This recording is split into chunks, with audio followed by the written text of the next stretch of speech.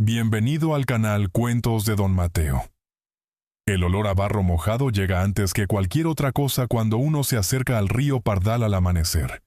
Y ese olor, denso y antiguo como la tierra misma, era el olor que Vicenta Corsas llevaba pegado a las manos desde hacía 16 años.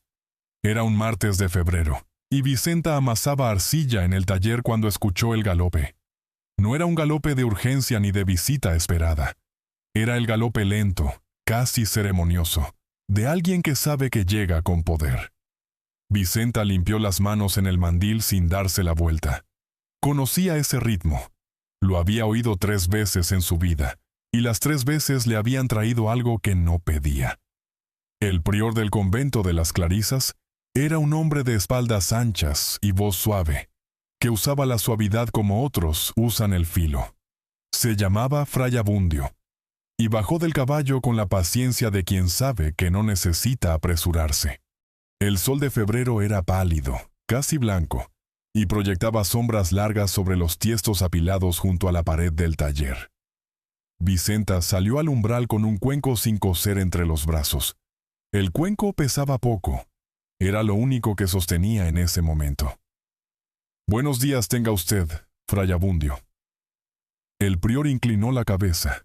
Tenía la costumbre de mirar a las personas un segundo más de lo necesario antes de hablar, como si calibrara el peso exacto de las palabras que iba a usar.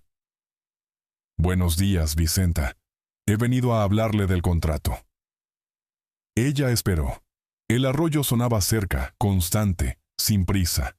Una garza pasó sobre el tejado del taller y desapareció hacia el este.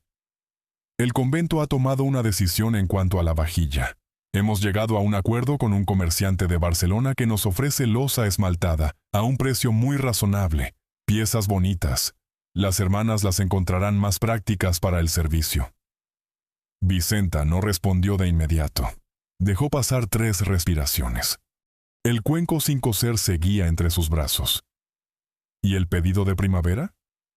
Queda sin efecto. 2 palabras. Queda sin efecto. Como si borraran 16 años de tinajas y escudillas y cuencos entregados puntualmente cada temporada. Como si borraran el préstamo firmado con Próspero Llanes sobre la base de ese contrato. Como si borraran el horno nuevo que todavía olía a mortero fresco. Vicenta dijo solamente, «Entiendo». Y el prior, que esperaba quizá una súplica o al menos una pregunta, se quedó un momento sin saber qué hacer con su propia suavidad. Luego montó. Luego se fue. El polvo del camino tardó mucho en asentarse. Vicenta Corsas tenía 44 años, y las manos de una mujer que ha trabajado el barro desde los 28. No eran manos bonitas, si por bonitas entendemos manos suaves. Eran manos que sabían cosas. Sabían cuándo la arcilla del lecho del río estaba lista para amasar. Sabían la temperatura exacta del horno sin necesidad de termómetro. Sabían reparar un molde de hierro con un trapo húmedo y paciencia. Había llegado al taller siendo viuda joven, con un hijo de 4 años llamado Basilio, y 2 mudas de ropa en un costal de yute. El taller lo había heredado de su suegra Dolores, que fabricaba tejas y baldosas, y que murió un invierno dejando la deuda del tejado sin pagar, y el horno mediano en buen estado. Vicenta había pagado la deuda del tejado. Había aprendido sola a fabricar loza utilitaria. Había perdido a Basilio cuando el muchacho cumplió 18 años, y se marchó a la ciudad diciendo que volvería, y que llevaba 4 años sin volver del todo, solo cartas cortas desde Salamanca que llegaban en primavera y en Navidad. Lo que tenía era el taller. Y el taller, ahora, estaba amenazado. El préstamo con Próspero Llanes era de 42 duros. 42 duros que había pedido en octubre, cuando el contrato con el convento parecía sólido como la roca del cauce, para ampliar el horno y comprar arcilla de reserva para cubrir el encargo de primavera. 42 duros con plazo en la feria de San José, que ese año caía el 19 de marzo. Faltaban 43 días. Si no pagaba antes de la feria, Próspero Llanes se quedaba con el taller. Era así de simple, era así de grave. Esa noche, Vicenta no durmió. Se sentó junto al horno apagado con una lamparilla de aceite y un cuaderno donde llevaba las cuentas desde hacía años. El cuaderno olía a barro y a humo de encina, y las páginas estaban manchadas en los bordes de los dedos que lo habían hojeado cientos de veces. Hizo los cálculos 3 veces, con la misma columna de números que no cambiaban por mucho que los reescribiera. Lo que tenía en el mercado de los martes, si vendía bien, le daba para vivir, no para pagar 42 duros en 43 días. Necesitaba un encargo grande, o varios encargos medianos, o un milagro de esos que llegan disfrazados de trabajo. La lamparilla parpadeó. Fuera, el río Pardal corría sobre las piedras con ese sonido sordo y constante que Vicenta había aprendido a escuchar como si fuera su propia respiración. En algún lugar del convento, las hermanas clarisas dormían sin saber todavía lo que sus tinajas nuevas iban a costarles. Fulgencio era el monje lego que atendía el almacén del convento de las clarisas desde hacía 20 años. Era un hombre bajo y silencioso con una mancha de vino en la mejilla derecha que había tenido desde niño y que ya nadie miraba. Conocía el inventario del convento mejor que el prior, mejor que la madre abadesa, mejor que cualquiera, porque era él quien contaba las piezas, quien ordenaba las filas de tinajas en el almacén fresco junto a la bodega, quien revisaba las grietas y las junturas después de cada entrega. Fulgencio había recibido las tinajas nuevas del comerciante catalán 3 semanas antes. Las había alineado con su método habitual, las más grandes al fondo, las medianas en el centro, las pequeñas junto a la puerta donde la luz de la ventana llegaba mejor.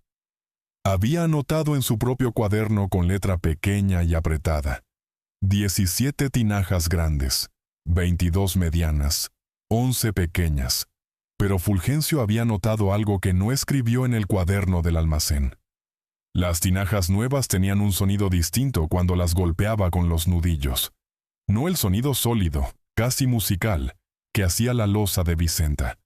Un sonido ligeramente hueco en la base, como si la cocción hubiera sido rápida o la arcilla demasiado fina en el fondo. No se lo dijo a nadie, no era su lugar, pero lo recordó. Y cuando, 2 semanas después de la llegada de las tinajas nuevas, la hermana encargada de la cocina le pidió que bajara 4 tinajas grandes para el almacenaje del aceite nuevo de la cosecha de noviembre, que acababan de presar, Fulgencio las bajó sin decir nada. Llenó las tinajas con aceite fresco, las selló con tapas de corcho, las dejó junto al fogón de la cocina como era costumbre para que el aceite se asentara en calor moderado. 3 días después, la primera tinaja se cuarteó. No se rompió del todo, no de golpe.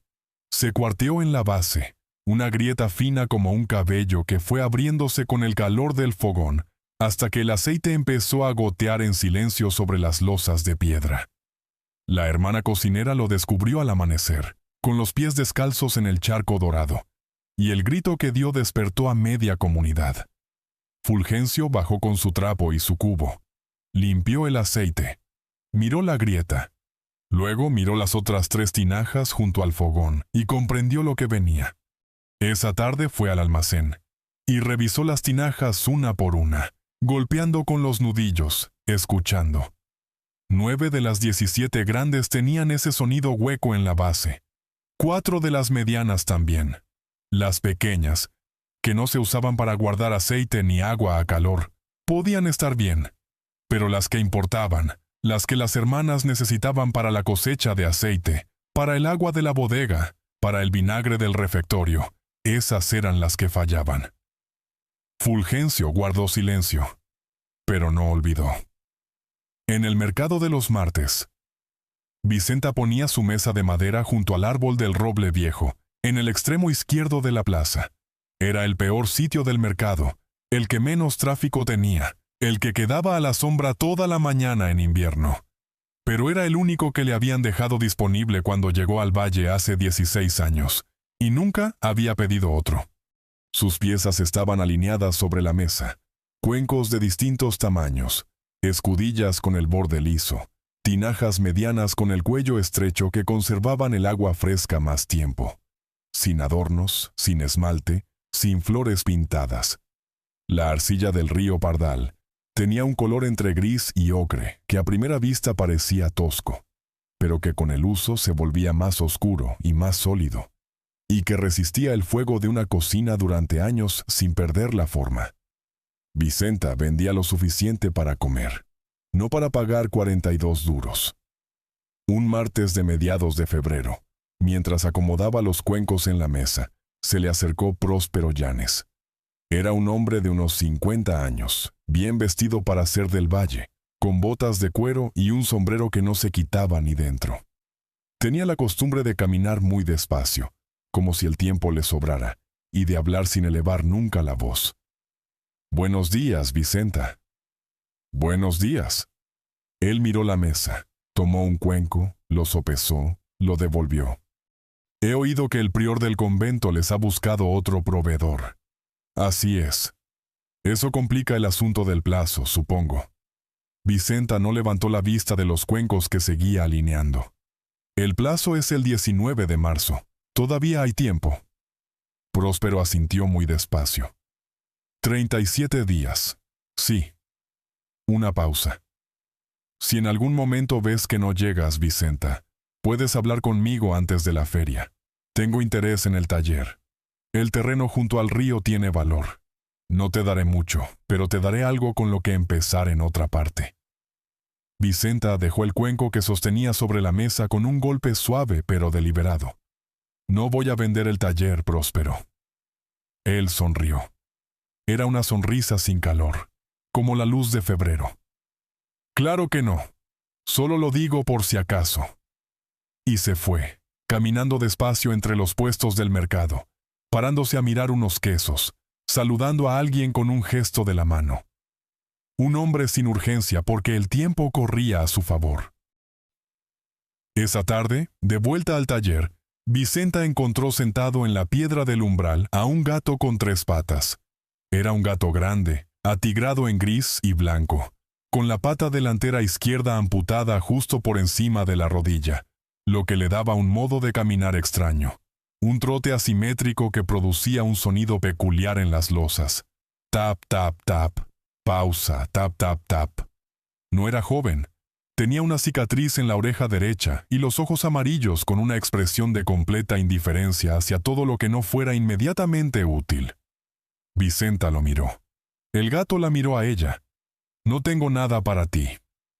El gato parpadeó y no se movió. Vicenta entró al taller. El gato entró detrás de ella. Esa noche, cuando Vicenta cenó un poco de pan con aceite y una escudilla de caldo, el gato se sentó a su lado y esperó con la paciencia de quien sabe que hay un orden en las cosas y que ese orden termina con alguien compartiendo el pan. Vicenta le dio la corteza. El gato la aceptó sin ceremonias. Lo llamó Sobras, porque fue lo primero que pensó. Sobras tenía una cualidad particular. Cuando alguien se acercaba al taller que no conocía, se ponía a un lado del umbral y observaba con sus ojos amarillos de un modo que hacía que el visitante se sintiera evaluado antes de entrar. No atacaba, no maullaba, no hacía nada espectacular. Solo miraba. Y esa mirada, por alguna razón que Vicenta no supo explicar nunca del todo, hacía que los hombres que llegaban a cobrar o a presionar se pusieran ligeramente incómodos. Los días de febrero pasaron con el ritmo del trabajo. Levantarse antes del sol, bajar al río con la carretilla de madera para traer arcilla del lecho, donde la arcilla era más fina y más resistente. Amasar en el taller con los brazos hasta que la mezcla tenía la consistencia exacta. Moldear, secar, cocer. El horno nuevo ardía de noche para aprovechar la leña seca que costaba menos después del anochecer, cuando los leñadores ya habían vendido lo que podían y dejaban los restos. Vicenta cosía de noche y vendía los martes. Cosía de noche y vendía los martes. El dinero llegaba, pero llegaba lento, como el barro que se seca cuando el sol de invierno apenas calienta. 30 días para la feria. 28. 25. Una mañana de finales de febrero, mientras Vicenta acarreaba arcilla del río con los zapatos hundidos hasta el tobillo en el barro de la orilla, escuchó pasos en el camino del molino. Se irguió y vio a Fulgencio, el monje lego, que venía con su hábito remangado y una cesta bajo el brazo. Se miraron un momento. Fulgencio siempre había comprado en el mercado alguna pieza pequeña cada temporada, más por costumbre que por necesidad. No habían hablado nunca de otra cosa. Vicenta. Él se detuvo junto a la orilla. ¿Tienes tinajas grandes en reserva? ¿Las de cuello estrecho, para el aceite? Ella tardó un momento en responder. Tengo 6. ¿Por qué? Fulgencio dejó la cesta en el suelo y miró el río. Las tinajas nuevas del convento no aguantan el calor del fogón. La primera ya se cuarteó. Hay otras que van a fallar. Hizo una pausa. El aceite nuevo tiene que almacenarse antes de que empiece a fermentar.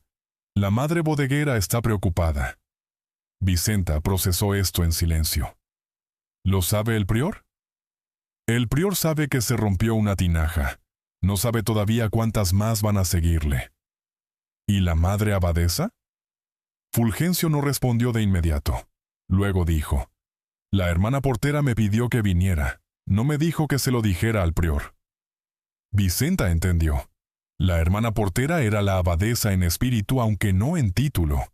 Era la que abría y cerraba las puertas del convento, y la que sabía lo que entraba y lo que salía, y lo que faltaba. ¿Cuántas tinajas necesitan? Para el aceite, 8. Para el agua de la bodega, 4 más. 12 en total si las tienes. Vicenta tenía 6 en reserva. Podía cocer otras 6 en 4 días si trabajaba las noches. Hizo el cálculo. Puedo tener 12 para el viernes próximo. Fulgencio asintió. Luego sacó de debajo del hábito una bolsa pequeña y la dejó sobre la piedra del río entre los dos. La hermana portera adelanta la mitad. El resto cuando entregues las últimas 6. Vicenta contó el dinero esa noche junto al horno encendido. Era suficiente para aliviar el peso, pero no para pagar el préstamo entero. Faltaban todavía 11 duros después de calcular lo que le pagarían por las 12 tinajas, y lo que podía vender en el mercado de los martes que quedaban antes de la feria. 11 duros. 18 días. Y fue entonces cuando Próspero Llanes volvió. Llegó un jueves por la tarde, cuando la luz de febrero ya se teñía de naranja sobre las lomas del este, y el río brillaba entre las cañas. Llegó a caballo, como el prior, pero con una diferencia. El prior había llegado a cerrar un trato. Próspero llegó a revisar sus posibilidades. Sobras estaba en el umbral del taller cuando el caballo se detuvo en el camino. El gato levantó la cabeza, evaluó al jinete con sus ojos amarillos, y no se movió del sitio. Era su modo de decir que esto no le gustaba sin hacer nada al respecto. Próspero bajó del caballo. Miró al gato. El gato lo miró a él. Buenos días. Próspero se dirigió al interior del taller, donde Vicenta estaba moldeando sobre la rueda. He venido a ver cómo van las cosas. ¿Van bien? ¿Bien? Él miró alrededor. El horno, los moldes de hierro colgados en la pared, las tinajas alineadas en la repisa de piedra. He oído que el convento te ha encargado algo. Vicenta siguió moldeando. Has oído bien. Un encargo pequeño no van a alcanzar para cubrir los 42 duros. Ella no respondió. Próspero se acercó a la repisa y miró las tinajas con aire de tasador. Mira, Vicenta, el plazo es el 19. Si para el 17 no tienes el dinero completo, yo estoy dispuesto a aceptar el taller en lugar de la deuda, y a darte además 15 duros encima para que puedas instalarte en otra parte. Es un trato razonable. La rueda siguió girando. La arcilla tomaba forma bajo los dedos de Vicenta con una lentitud deliberada. No voy a necesitar eso, Próspero. Él esperó. Cuando entendió que no iba a haber más palabras, volvió al caballo. Antes de montar, se detuvo un momento. El 19, Vicenta, no el 20. Y se fue. Sobras bajó del umbral y fue a sentarse junto a la rueda de Vicenta. El gato emitió un sonido breve, casi inaudible, que no era exactamente un maullido, sino algo más parecido a un comentario sobre la situación. Vicenta le miró. Yo tampoco lo soporto, dijo. 11 duros en 18 días. Vicenta entregó las primeras 6 tinajas al convento el viernes, como había prometido. Fulgencio las recibió en la puerta de servicio del convento. Las revisó una por una golpeando con los nudillos. Asintió con satisfacción. El sonido era el de siempre, sólido, profundo, sin huecos. Luego le entregó el resto del dinero de las 6 primeras. De camino al taller, Vicenta pasó por la plaza del mercado aunque no era martes. El puesto del sombrerero estaba abierto, el de la herbolaria también. Se detuvo frente a la tienda de tejidos y miró el escaparate sin ver nada en particular. Una mujer mayor que bordaba en el portal de la casa de enfrente la llamó desde lejos. «Vicenta, ¿es verdad que el convento te canceló el encargo?» Vicenta se volvió. Era cierto, ya está arreglado. La mujer asintió con la cabeza inclinada. Esa manera rural de decir que se entiende más de lo que se pregunta. «Bien», dijo. «Tus tinajas duran. Las otras no sé». Y siguió bordando. Las segundas 6 tinajas estuvieron listas el miércoles siguiente. Vicenta las cargó en la carreta de mano y las llevó al convento por el camino del molino, que era más largo pero más llano. Sobras fue detrás un trecho, con su trote asimétrico y su expresión de indiferencia, hasta que el olor a romero silvestre lo distrajo y se quedó investigando un arbusto junto al camino. En la puerta del convento, Fulgencio la esperaba con la hermana portera. La hermana portera era una mujer de unos 60 años, con cara de haber visto muchas cosas, y haber decidido que la mayoría no merecían comentario. Miró a Vicenta, miró las tinajas, luego dijo: «Las medianas para el aceite, las pequeñas para el vinagre. ¿Las has cocido el tiempo suficiente?» 2 noches completas cada hornada. La hermana portera asintió. «Bien, Fulgencio te pagará el resto». No dijo gracias. No hacía falta. Entre mujeres que saben lo que cuesta el trabajo bien hecho, el pago puntual es el agradecimiento. Vicenta recibió el dinero, lo guardó en la bolsa de cuero que llevaba bajo el mandil, y emprendió el camino de vuelta. Le faltaban todavía 6 duros. El martes siguiente fue el último mercado antes de la feria de San José. Vicenta llegó al roble viejo cuando todavía no había luz del sol sobre la plaza, solo esa claridad gris y fría del amanecer que hace que los colores parezcan menos reales. Puso su mesa. Alineó los cuencos, las escudillas, 2 tinajas medianas que le habían sobrado de la reserva. Sopló en los dedos para entrar en calor. Sobras había venido con ella, porque a veces el gato decidía que el mercado merecía su atención. Se instaló debajo de la mesa con la expresión de quien ha aceptado un trabajo que no es exactamente lo que esperaba, pero que cumplirá con dignidad. A media mañana, cuando la plaza ya estaba llena y el sol tibio de marzo empezaba a aparecer entre las nubes, pasó por la mesa una mujer que Vicenta no conocía. Era joven, llevaba una cesta con productos del mercado, y se detuvo frente a las tinajas medianas con interés genuino. ¿Cuánto aguantan en el fuego? Son de arcilla del río Pardal. Aguantan años si se cuidan. La mujer tomó una tinaja, la sopesó, la golpeó suavemente con un dedo. El sonido era sólido y claro. «Me llevo las 2». Pagó sin regatear, que es algo que pasa pocas veces en un mercado rural, y que cuando pasa es señal de que el precio es justo, o de que la compradora sabe lo que vale el trabajo. Al mediodía, Vicenta hizo cuentas debajo del roble mientras comía un trozo de pan y un poco de queso curado que había traído envuelto en un trapo. Faltaban 2 duros y medio. Sobras salió de debajo de la mesa, evaluó el queso con sus ojos amarillos y maulló una sola vez. «No», dijo Vicenta. Sobras volvió debajo de la mesa. Al final del mercado, con lo que quedaba en la mesa y un encargo de 3 cuencos grandes que le hizo el hornero del pan del pueblo para regalar en una boda, Vicenta tenía exactamente lo suficiente para llegar a los 42 duros. Exactamente. Sin un ochavo de sobra. El 18 de marzo, un día antes de la feria de San José, Vicenta fue a la casa de Próspero Llanes al caer la tarde. Próspero vivía en una casa grande de piedra con un jardín en la parte trasera donde crecían membrilleros que todavía no habían florecido. Abrió la puerta él mismo, lo que significaba que la esperaba, o que al menos esperaba que alguien viniera. La miró.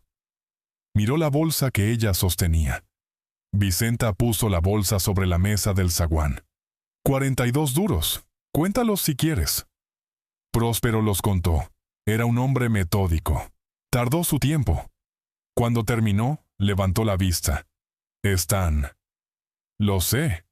Hubo un silencio breve.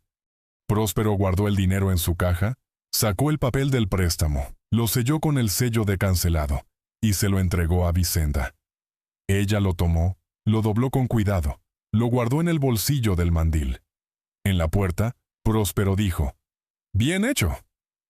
Era la primera vez que le decía algo que no era una presión ni una oferta. Vicenta no respondió. Bajó los escalones de la casa de piedra, salió al camino y caminó de vuelta al taller con la última luz del atardecer de marzo sobre las lomas del este. El río Pardal sonaba entre las cañas. Los primeros almendros del valle habían empezado a florecer.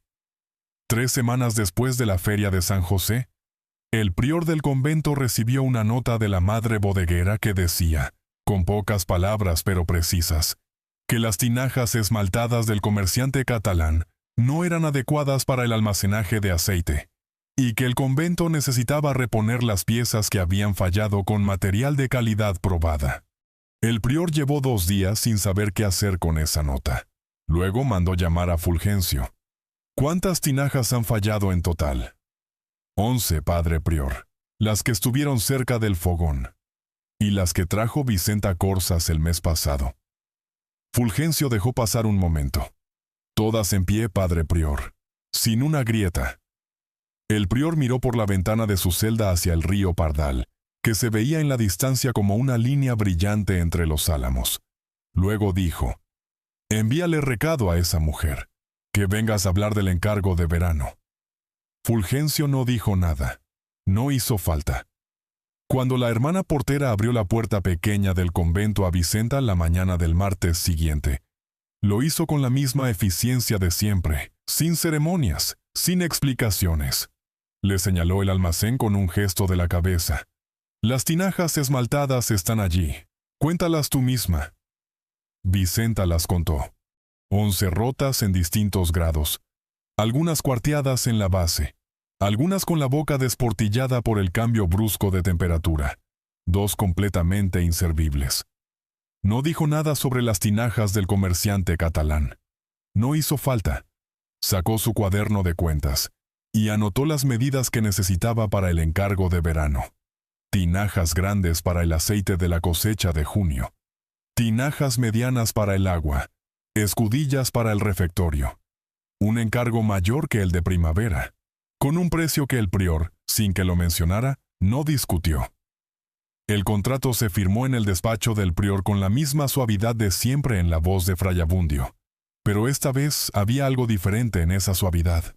Era más cuidadosa, como la de alguien que ha aprendido, sin querer aprenderlo, que hay cosas que no se cancelan sin consecuencias. Cuando Vicenta salió del convento esa mañana, el sol de abril ya estaba alto sobre las lomas, y el aire olía a romero y a tierra húmeda de la lluvia de la noche anterior. Los almendros habían terminado de florecer, y los álamos junto al río tenían ese verde tierno de principios de primavera, que dura solo unas semanas antes de oscurecerse. Sobras la esperaba en el camino del molino, sentado sobre una piedra con la paciencia de quien no tiene otra obligación en el mundo que esperar. Cuando la vio, bajó de la piedra y empezó a caminar a su lado con su trote asimétrico. Tap, tap, tap. Pausa, tap, tap, tap. Vicenta no dijo nada en voz alta, pero puso una mano en el bolsillo del mandil, donde guardaba el papel del préstamo sellado con el sello de cancelado, y lo sostuvo un momento entre los dedos, solo para sentir el papel. El río Pardal corría a la derecha, entre las cañas y los álamos. El taller estaba más adelante, con el horno nuevo que todavía olía a mortero fresco y a arcilla cocida y a leña de encina. Faltaban 2 días para que llegara la carta de Basilio desde Salamanca. Hay personas que el mundo intenta borrar sin hacer ruido, no con grandes escenas ni con palabras fuertes, solo cortando el contrato, cerrando la puerta, diciendo «queda sin efecto», con una voz suave como si la suavidad de las palabras amortiguara el golpe. Vicenta Corzas no protestó, no suplicó, no buscó justicia en la plaza del pueblo ni en el despacho del alcalde. Fue al río, trajo barro, encendió el horno de noche, vendió en el mercado de los martes, entregó 12 tinajas puntuales cuando el convento las necesitó, y pagó 42 duros el 18 de marzo, un día antes de que venciera el plazo. El taller no se vendió. El río Pardal sigue corriendo sobre las piedras con ese sonido sordo y constante, que Vicenta aprendió a escuchar como su propia respiración. A veces la vida decide que no nos merece, que lo que hemos construido con 16 años de manos en el barro no vale tanto como la moda nueva que llega de Barcelona con esmalte brillante y fondo hueco. Pero el fuego del fogón no engaña. El calor prueba la arcilla, y la arcilla del río Pardal que Vicenta Corzas amasó durante 16 años, resistió donde la otra no pudo. Hay una sabiduría en el trabajo bien hecho que no necesita que nadie la anuncie, que espera, que aguanta, que sigue en pie cuando el esmalte ya se ha cuarteado. Vicenta nos recuerda que la dignidad no es algo que se recupera después de la tormenta, es algo que se mantiene durante la tormenta, con las manos en el barro y el horno encendido a medianoche, sin esperar que nadie lo vea. Gracias por acompañar esta historia hasta el final. Si tocó algo en tu corazón, déjame tu comentario aquí abajo. Los leo todos con mucho cariño. Y cada historia que me cuentan me da fuerza para seguir recordando estas vidas que merecen ser contadas. No olvides suscribirte al canal Cuentos de Don Mateo, para no perderte los próximos relatos. Hay muchas más mujeres esperando en la memoria del pueblo, y yo todavía tengo voz para contarlas. ¿Alguna vez tuviste que demostrar con el trabajo lo que las palabras no podían defender? Cuéntame en los comentarios.